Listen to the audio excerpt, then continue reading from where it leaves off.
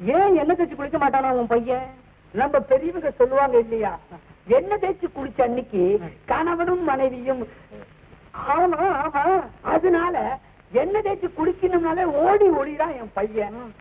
5 குழந்தைகளை பெத்த அப்பம் பேசுற பேச்சா இது? நீங்களே சொல்லுங்க. சிவசாமி, எப்படியாவது உன் பையனை கண்டிப்பா திருப்தியே ஆகணும்ப்பா. இல்லன்னா வீடும் தாங்காது, இந்த நாடும் தாங்காது. ஏற்கனவே 60 கோடியை தாண்டியாச்சு நம்ம ஜனத்தொகை.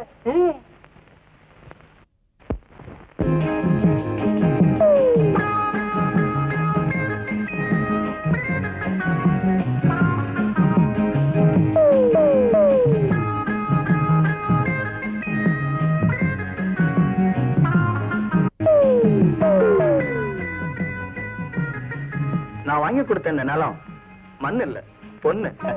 சாமி, நிலத்தை வாங்கிவிட்டீங்க. இந்த 7 சனங்களை கை விட்டுறாதீங்க சாமி. இப்ப அந்த நிலத்துல வேலை செய்யற எல்லாருமே நான் வேலைக்கு வச்சுட்டு போறேன். போருமா? நீதான் மேஸ்திரி. சாமி, நீங்க நல்லா இருக்கணுங்க. வர்ற வெள்ளிக்கிழமை நல்ல நாளுங்க. நீங்க வந்தீங்கன்னா விதை விட்டுடலாம். ஐயா குடும்பத்தோட வரணுங்க. வரேன்ப்பா, வரேன். அப்ப நாங்க போயிட்டு வரேங்க. வரேன் சார். கும்பிடுற சாமி.